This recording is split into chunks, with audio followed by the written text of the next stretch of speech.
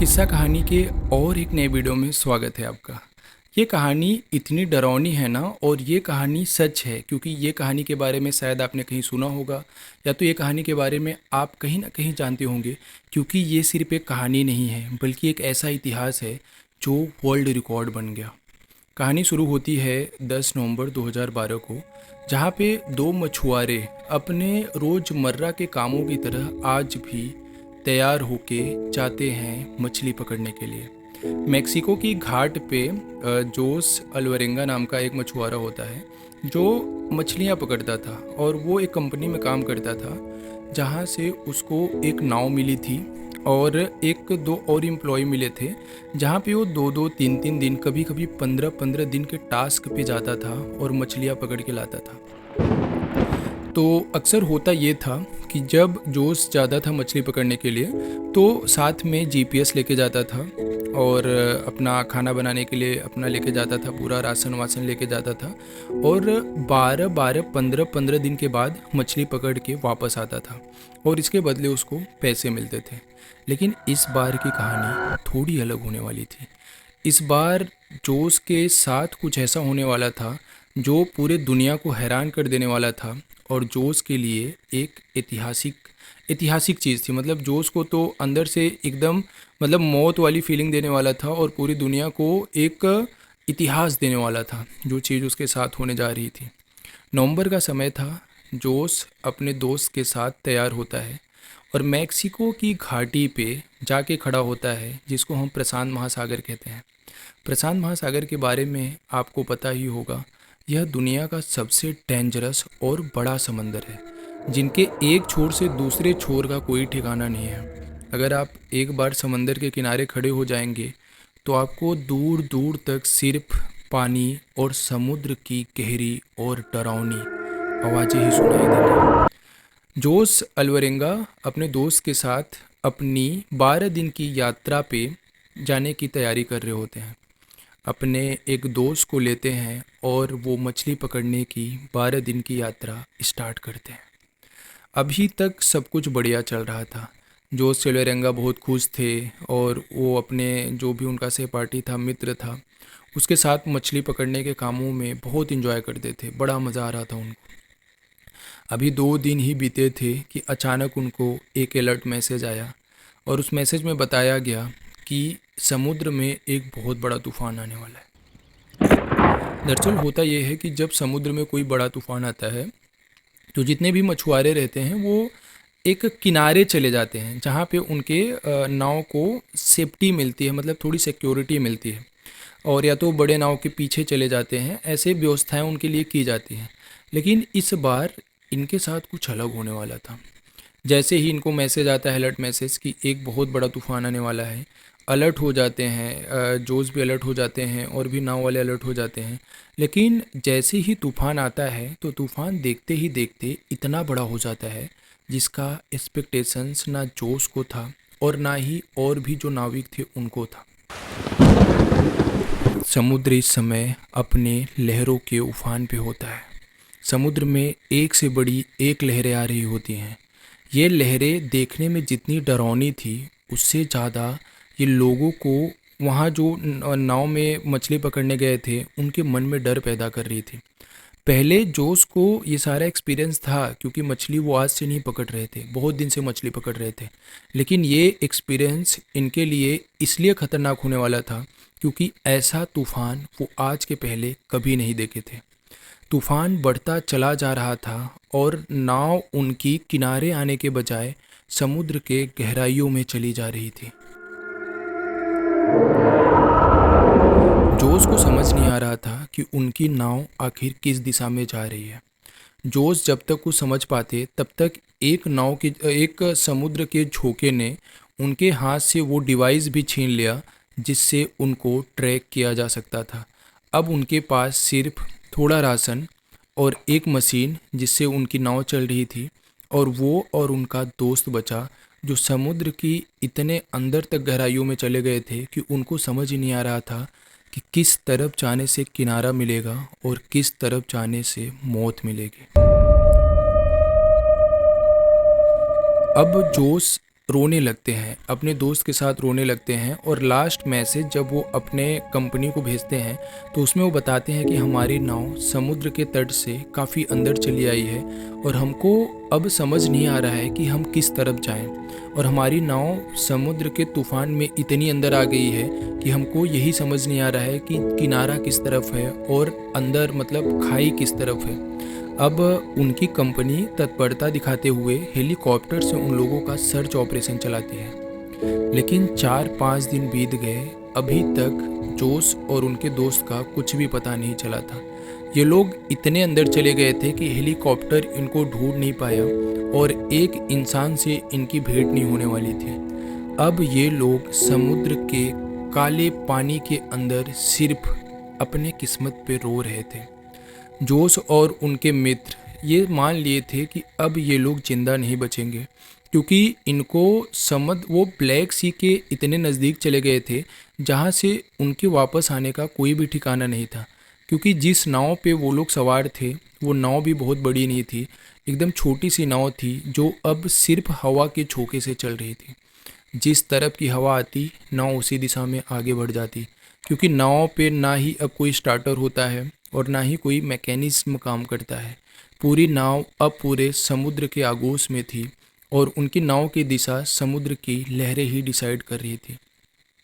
दिन तो कैसे कैसे बीत गया, लेकिन जैसे ही रात हुई मानो उन लोगों के होश उड़ा दिए समुद्र की चमचमाती लहरें और उनको डरावनी सी आती हुई लहरों की आवाज़ें अंदर से एकदम पागल कर रही थी।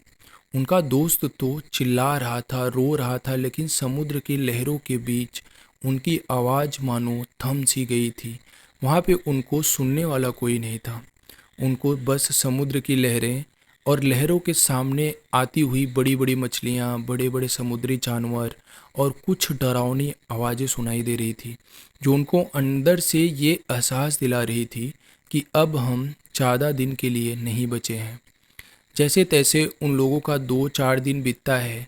अब उनका शुरू होता है सबसे खतरनाक और सबसे डेंजरस मोमेंट।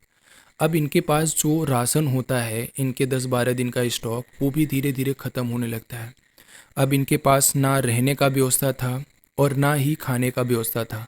समुद्र के पानी इतने कड़वे होते हैं, इतना नमकीन होता है उसमें कि समुद्र का पानी अगर आप पियोगे तो आपकी किडनी तो ऐसे ही फेल हो जाएगी, क्योंकि समुद्र का पानी बिना अच्छे से फ़िल्टर किए हुए पीने लायक होता नहीं है।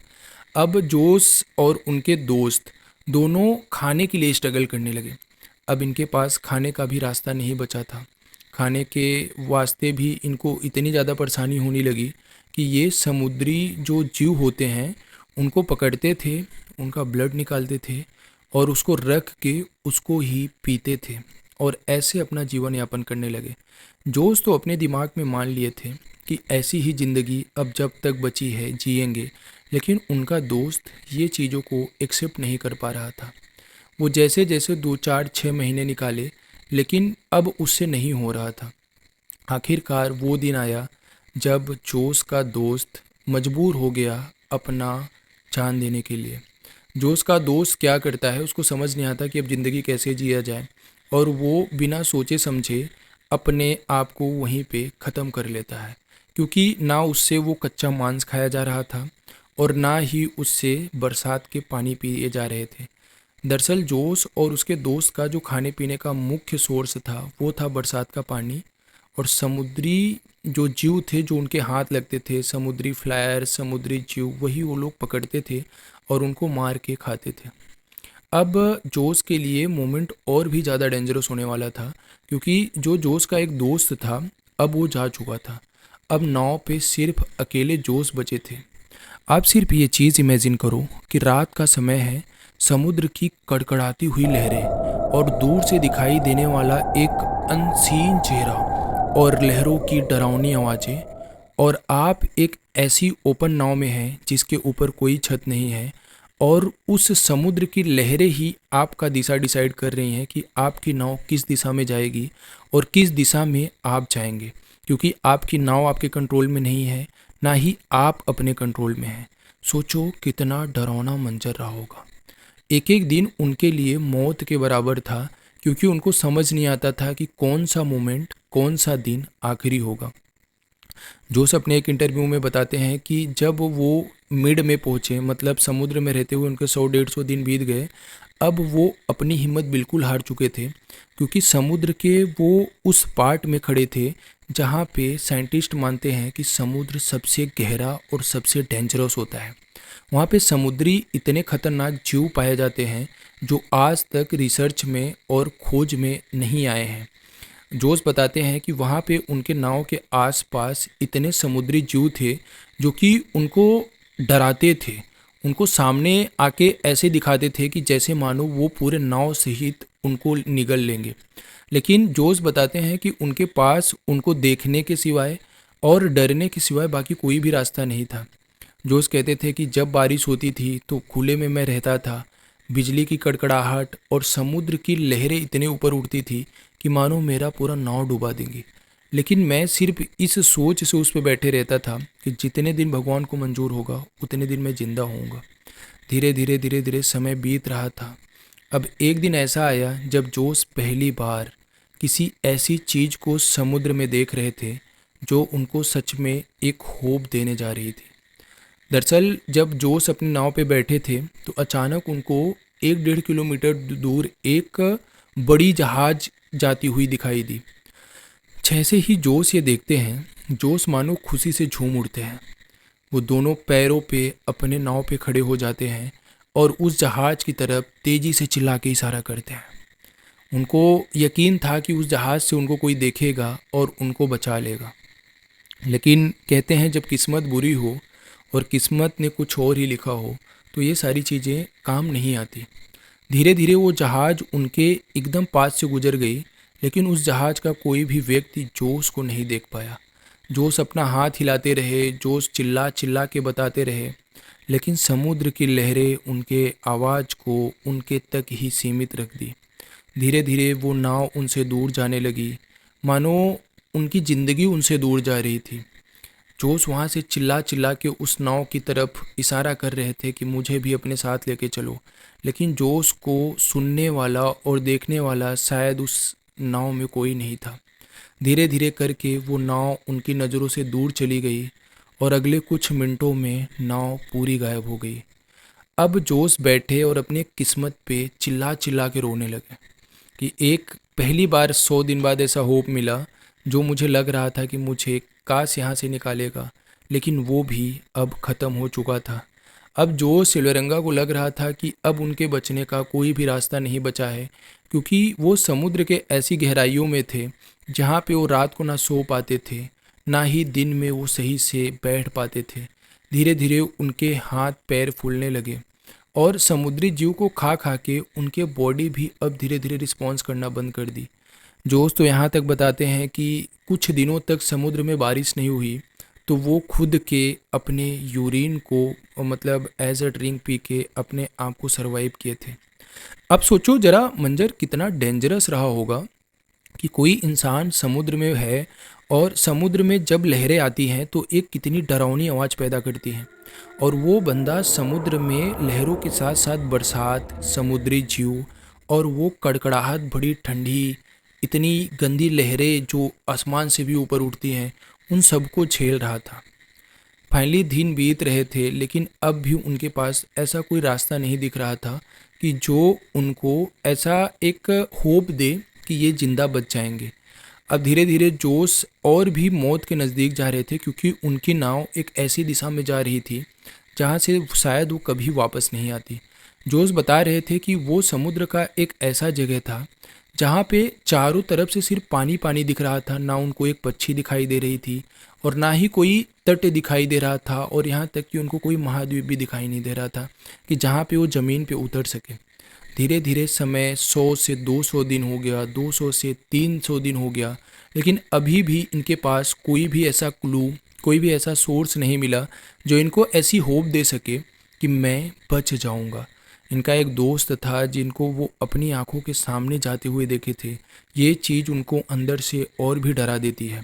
लेकिन जोश अब कहीं ना कहीं थोड़ा हिम्मत अपने अंदर लाए थे कि भगवान जो लिखे हैं वही होगा। अगर मैं 300 दिन तक ज़िंदा हूँ तो क्या पता भगवान ने मेरी किस्मत में कुछ ऐसा लिखा हो जो एक ऐतिहासिक चीज़ हो और मुझे यहाँ से बचा के लेके चले। अब जब 350 दिन बीतता है तो वो बताते हैं कि ये इनकी ज़िंदगी का सबसे गंदा फेज़ था। 3 दिन बीत गया था लेकिन अभी भी इनको कुछ भी ऐसा खाना नहीं मिला था जो इनके पेट को भर सके। वो बताते हैं समुद्री जीव तो इनके सामने आते थे लेकिन वो इतने डेंजरस होते थे कि वो उनको पकड़ने के बारे में सोच भी नहीं सकते थे, क्योंकि हाथ से किसी भी बड़े जीव को पकड़ा नहीं जा सकता था और वो इतने डेंजरस थे कि अगर एक बार इनकी तरफ देख लें तो हो सकता है नाव सहित इनको निगल के लेके जाए। एक रात आती है 350 दिन के लगभग वो बीच में, जो जोश बताते हैं उनके लिए सबसे डेंजरस होने वाला था। जोश कहते हैं उस रात उनको कुछ ऐसा एक्सपीरियंस हुआ जो उनको अंदर से एकदम हिला के रख दिया और मजबूर कर दिया ये सोचने पे कि अगली सुबह शायद मैं नहीं देखूंगा। जोश बताते हैं कि रात हुई और जैसे ही समुद्र की लहरें बढ़ी तो उनको समुद्र की लहरों में कुछ ऐसे चेहरे दिखाई दे रहे थे जो उनकी तरफ देख के हंस रहे थे। और वो बताते हैं कि उनको एक अनसुनी आवाज़ सुनाई दे रही थी और उस समय उनकी नाव इतने ऊपर नीचे हो रही थी ना, समुद्र की लहरें बहुत तेज़ थी। और वो बताते हैं कि वहाँ पे समुद्र की लहरें एकदम डेंजरस इसलिए दिखती हैं कि एकदम रोर निकलता है जैसे शेर दहाड़ रहा हो। और उसके बीच उनको पानी में एक ऐसे ट्रांसपेरेंट चेहरे दिखाई दे रहे थे जो उनको अंदर से और डरा रहे थे। जो उसको लगा कि अब मैं नहीं बचूंगा, वो अपने दोनों हाथ को जोड़ते हैं और सिर्फ भगवान को याद करते हैं कि भगवान इन चीज़ों से मुझे बाहर निकालो। जोश बताते हैं कि उस रात मैं अपने कान और आंख बंद किए सिर्फ नाव में बैठा था और मैं सोच रहा था कि अगले मोमेंट शायद मैं ना रहूं। और वहाँ पे उनको ऐसी आवाज़ें सुनाई दे रही थी ना, उनको लग रहा था कि जैसे पानी के साथ उनकी तरफ कोई बढ़ रहा है, उनकी तरफ कोई आ रहा है और वो उनकी तरफ देख के हंस रहा है। जोश एवलरेंगा अंदर से एकदम टूट से जाते हैं, लेकिन जब अगली सुबह होती है तो जोश थोड़ा सा फिर जाके नॉर्मल होते हैं।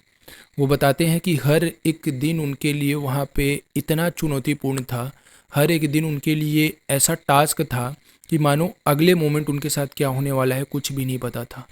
उनको ये बताते हुए उनका हाथ पैर काँप रहा था कि वो जब ब्लैक सी में थे तो वहाँ पे उनको इतने भयंकर भयंकर एक्सपीरियंस हुए, इतने डेंजरस डेंजरस जीव दिखे जो लिटरली उनके साथ ऐसे बिहेव कर रहे थे जो लग रहा था कि सच में ये ह्यूमन के एकदम अपोजिट्स हैं, ये बहुत डेंजरस हैं।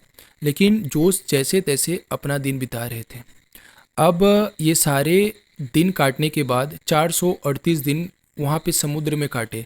उन्होंने अनसीन और हॉरर चीज़ों का भी सामना किया, जहाँ पे उनको रात में डेंजरस चेहरे दिखाई दे रहे थे, समुद्र की अनसुनी रोर कड़कड़ाहट की आवाज़ें सुनाई दे रही थी, उनको समुद्र में उनकी तरफ कोई आता हुआ दिख रहा था। इतनी सारी चीज़ें उनके साथ हो रही थी, वो मानो एकदम मतलब अंदर से टूट चुके थे। उन्होंने हर एक गंदी से गंदी चीज़ का सामना किया था। वो ये देख लिए थे कि समुद्र कितना डेंजरस होता है, समुद्र की लहरें कितनी खतरनाक होती हैं, कितने जालिम होते हैं समुद्र की वो कड़कड़ाहट आवाज़ें जो उनको अंदर से एकदम तोड़ दी थी। समुद्र के अंदर दिखने वाले डेंजरस जानवरों से भी उनका सामना हुआ था। लेकिन 438 दिन बीतने के बाद अब उनकी ज़िंदगी में सचमुच एक ऐसा सवेरा हुआ जो उनकी पूरी किस्मत बदल दिया और पूरे वर्ल्ड को सोचने पे मजबूर कर दिया, क्या सच में कोई इतनी कठिनाइयों का सामना कर सकता है। जब 439वें दिन सुबह होती है तो वो अपने किस्मत पे रो ही रहे होते हैं, तब तक उनको एक चिड़िया आसमान में उड़ती हुई दिखाई देती है। और जैसे ही वो चिड़िया को देखते हैं तो उनके माइंड में आता है कि समुद्र के बीचों बीच तो कोई चिड़िया नहीं आ सकती, ज़रूर आसपास कोई द्वीप या तो कोई किनारा होगा। जो अंदर से खुश हो जाते हैं और थोड़ी ही मतलब 1 डेढ़ घंटे बाद ही उनको मार्शल द्वीप दिखाई देता है। जैसे ही वो देखते हैं मानो उनकी खुशी का ठिकाना नहीं, वो अपने दोनों हाथों से नाव को खींचते हुए उस किनारे के पास लेके आते हैं। किनारा अभी थोड़ा दूर होता है, वो कूद जाते हैं पानी में। और जब वो पानी में पहली बार कूदते हैं तो वो बता रहे थे कि वो अपने पैरों से चल भी नहीं पा रहे थे। उनके लिए पहला एक्सपीरियंस था जब वो ज़मीन पे कदम रख रहे थे। जैसे तैसे वो किनारे पे आते हैं, वहाँ पे लोगों से मिलते हैं। जब वो अपनी आप बीती बताते हैं तो कोई मानने को तैयार नहीं था। वहाँ के लोग स्थानीय पुलिस को बुलाते हैं और पुलिस जब उनको लेके जाती है और इन्वेस्टिगेशन करती है तो सच में पता लगता है कि 2 लोगों के मिसिंग का कंप्लेन मैक्सिको में एक थाने में दर्ज है। और पुलिस जब डीप इन्वेस्टिगेशन करती है तो पता लगता है कि ये बात सच है जो जोश उनको बता रहे हैं। अब जोश अपने देश वापस भेजे जाते हैं, लेकिन जोश की कठिनाई यहीं पे ख़त्म नहीं होती है। जो उनके साथ दोस्त था उनका, उसकी फैमिली जोश के ऊपर एलिगेशंस लगाती है कि जोश उसको मार के खा गया, क्योंकि जोश के पास कोई रास्ता नहीं था, ना ही उनके भूख को मिटाने के लिए कोई दूसरा रास्ता था। तो जोश उस लड़के को जो उनके साथ था उसको मार के ही अपनी भूख मिटाए थे। लेकिन बाद में जब डीप इन्वेस्टिगेशन होता है तो पता लगता है कि ये बातें झूठ है, जोश ने ऐसा कुछ भी नहीं किया था। और जोश जब अपने घर पे पहुंचते हैं तो ये शॉक्ड को कभी भूल नहीं पाते और अपनी किस्मत पे सिर्फ रो रहे होते हैं। अपनी फैमिली के साथ होते हैं वो, और वो लम्हा याद करके मानो पूरा थरथरा जाते थे। अलग अलग इंटरव्यू, अलग अलग लोगों से बात करके जोश ने अपने एक्सपीरियंस को शेयर किया और बताया कि सच में मुझे लगता है कि मैं पूरे धरती पे एक पहला ऐसा इंसान होऊंगा जो डर, भूख, प्यास, खतरा सब का सामना एक साथ किया था। जोश अब एक इतिहास बना चुके थे जो शायद पूरे वर्ल्ड में दूसरा कोई ना कभी बना सकता था और ना ही कभी बनाएगा और ना ही कभी बनाया था। जोश 438 दिन समुद्र में सरवाइव करके फिर से वो ज़मीन पर आ चुके थे। कैसी लगी आपको कहानी, कमेंट करके ज़रूर बताना। Thank you so much for watching my video.